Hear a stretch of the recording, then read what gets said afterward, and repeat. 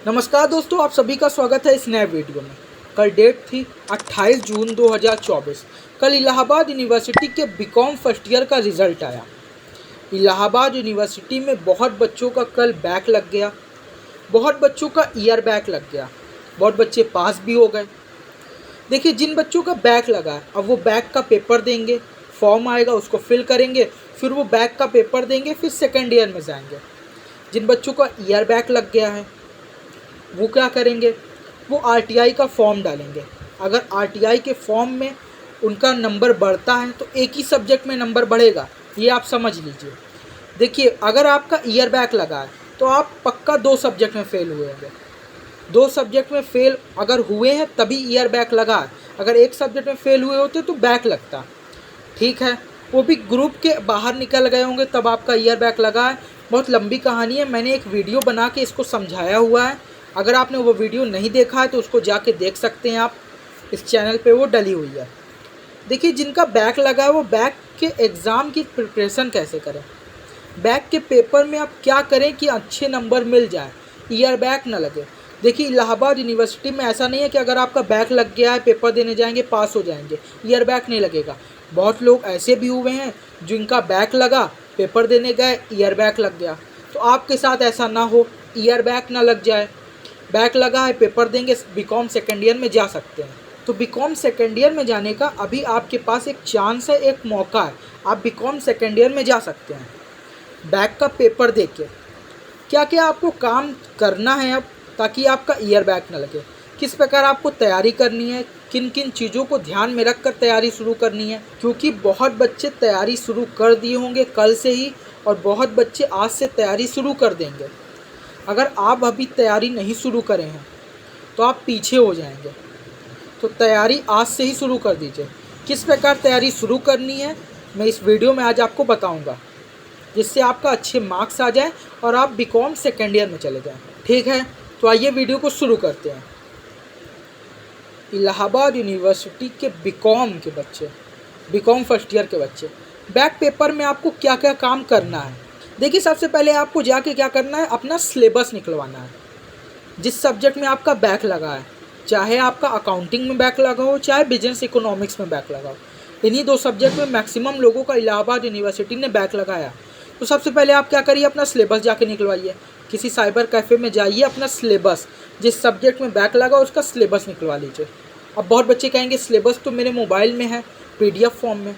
Mobile में syllabus मत रखिए। मोबाइल में अगर सिलेबस रखेंगे तो 2 बार 4 बार 5 बार उसे देख नहीं पाएंगे। सिलेबस निकलवा के प्रिंट आउट अपने टेबल पे रखिए, जिस टेबल पे आप पढ़ते हैं।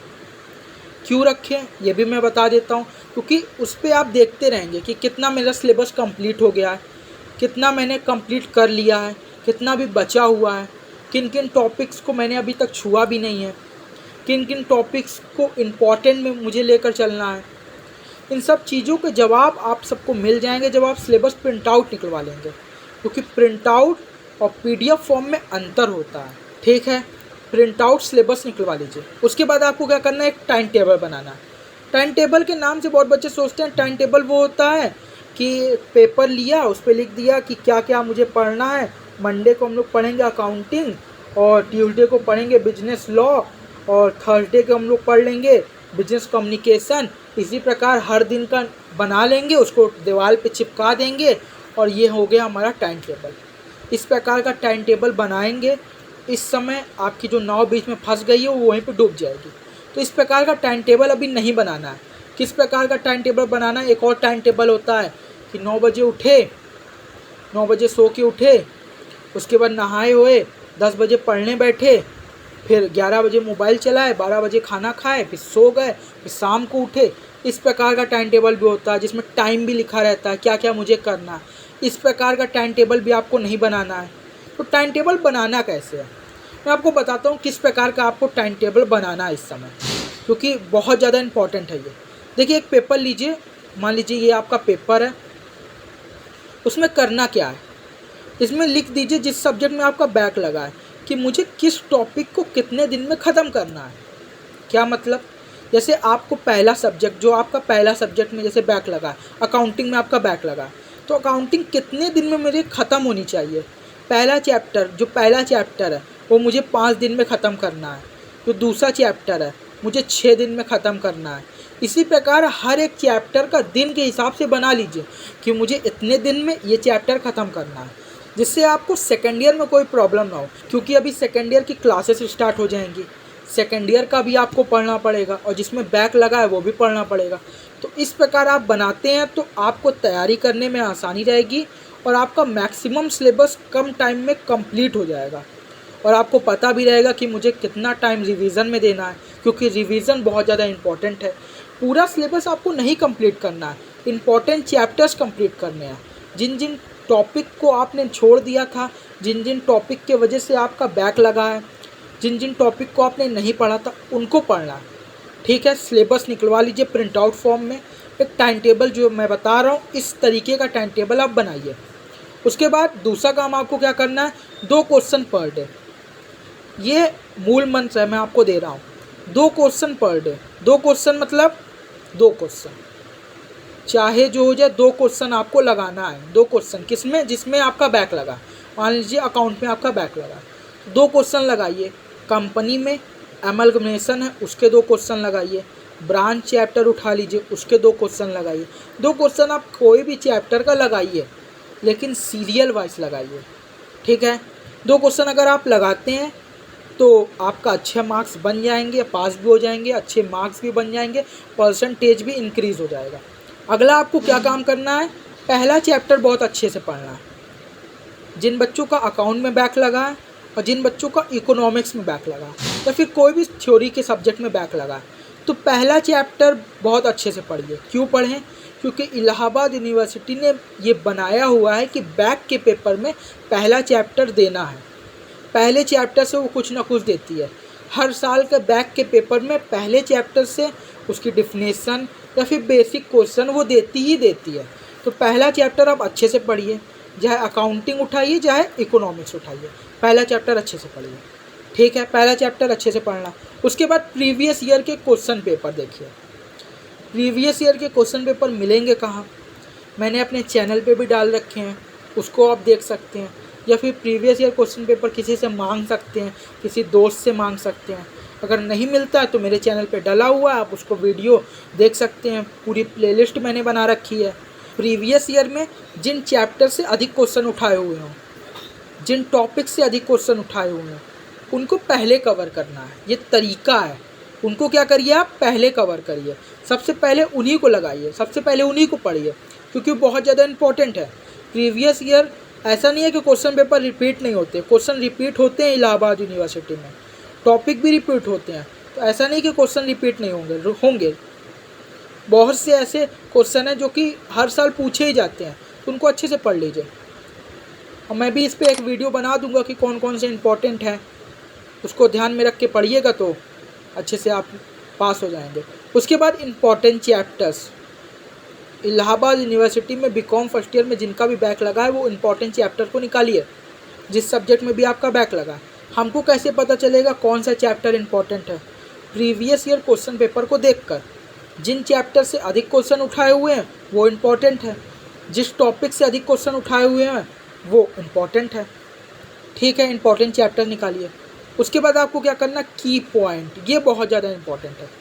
की पॉइंट याद करना है। की पॉइंट कैसे याद करना है, क्या होता है की पॉइंट, मैं आपको बताता हूँ।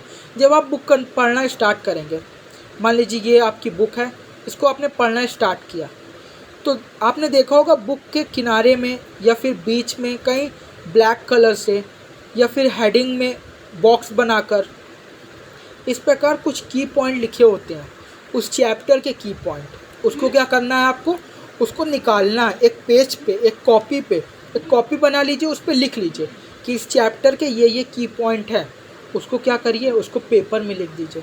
पेपर में जब आप आंसर लिखते हैं, मान लीजिए उस चैप्टर से आपका क्वेश्चन आ गया, उसके बाद आप आंसर लिख रहे हैं, उस की पॉइंट को नीचे लिख दीजिए, बॉक्स बना दीजिए या ब्लैक पेन से लिख दीजिए, जिससे प्रोफेसर का उस पर ध्यान जाए, वो आपकी कॉपी पे रुक जाए, उस पर देखे कि बच्चे ने मेहनत करी है, अच्छे मार्क्स दें। ये सब तरीके हैं नंबर पाने के। की पॉइंट बहुत ज़्यादा इम्पॉर्टेंट है, इसको आप अच्छे से प्रिपेयर करिए। ठीक है, की पॉइंट बहुत ज़्यादा इम्पॉर्टेंट है, इसको आप बना लीजिएगा, एक पेपर पे या कॉपी पे लिख लीजिएगा। उसके बाद राइटिंग स्पीड बहुत ज़्यादा इम्पॉर्टेंट है। बहुत बच्चे ऐसे भी होंगे जो पेपर लिखे होंगे लेकिन उनका कम टाइम में पूरा नहीं हो पाया होगा। ये जितना टाइम दिया गया था 3 घंटे पेपर लिखने के लिए, उतने टाइम में पेपर लिख ही नहीं पाए होंगे, टाइम कम पड़ गया होगा। तो राइटिंग स्पीड, क्योंकि आपने प्रैक्टिस नहीं करी। 2 पेज एक कॉपी बना लीजिए कि 2 पेज मुझे लिखना है। आप क्वेश्चन के आंसर्स को याद करिए, उसके बाद उसको अपने से लिखिए। टाइमर सेट कर लीजिए, मोबाइल पे टाइमर आते हैं, उसको सेट कर लीजिए। 30 मिनट में एक आंसर लिखना है। देखिए लिख पा रहे हैं कि नहीं, देखिए कितना पेज लिख पा रहे हैं। 4 से 5 पेज एक आंसर लिखना होता है। देखिए आपकी राइटिंग स्पीड कितनी है, क्योंकि मटेरियल लिखना और अच्छे ढंग से लिखने में अंतर होता है। पास होना और अच्छे मार्क्स से पास होने में अंतर होता है। अगर आप राइटिंग स्पीड बढ़ाना चाहते हैं तो 2 पेज डेली लिखिए, राइटिंग स्पीड बढ़ जाती है। पता नहीं चलता कि बढ़ रही है कि नहीं बढ़ रही, लेकिन बढ़ती ज़रूर है। ठीक है, इतने अगर आप काम करते हैं जितने मैंने यहाँ पे पॉइंट बताए हुए हैं। सबसे पहले सिलेबस निकलवा लीजिए, उसके बाद 2 क्वेश्चन पर डे लगाइए। फिर पहला चैप्टर बहुत ज़्यादा इंपॉर्टेंट है, उसको पढ़िए। प्रीवियस ईयर क्वेश्चन पेपर को देखिए। इंपॉर्टेंट चैप्टर्स को निकलवाइए, इंपॉर्टेंट चैप्टर्स को छाटिए, कौन कौन से इंपॉर्टेंट चैप्टर्स हैं। उसके बाद की पॉइंट्स को लिख लीजिए। उसके बाद राइटिंग स्पीड। इतना अगर आप काम करना चालू कर देते हैं तो 1 महीने 2 महीने के बाद आपका बैक का जो फेल होने का टेंशन है, ये भी डर रहता है कि बैक के एग्ज़ाम में ईयर बैक ना लग जाए, फेल ना हो जाए कहीं इसमें भी, तो ये जो डर है ये निकल जाएगा, क्योंकि कॉन्फिडेंस आ जाएगा, सेल्फ कॉन्फिडेंस आ जाएगा, तो ये डर निकल जाएगा। ठीक है, इस प्रकार तैयारी करिए। बाकी इलाहाबाद यूनिवर्सिटी के बीकॉम से रिलेटेड हर एक इन्फॉर्मेशन, हर एक जानकारी मैं इस चैनल पर आप सबको देता रहता हूँ। अभी बहुत कुछ आपको इस चैनल पे मिलेगा। मैं बहुत कुछ कंटेंट आप सबके लिए लेकर आऊँगा इसी प्रकार के यूज़फुल। और जिनका RTI वाला झंझट है कि RTI का फॉर्म कैसे डालें, अगर फॉर्म आता है तो मैं आपको ज़रूर बता दूंगा, इस चैनल पर वीडियो बना दूंगा कि किस प्रकार आपको फॉर्म भरना है। RTI के बारे में पूरी इन्फॉर्मेशन अगर आती है तो मैं इस चैनल पर दे दूंगा आपको। वीडियो देखने के लिए आप सबका बहुत बहुत धन्यवाद, बहुत बहुत थैंक यू सो मच।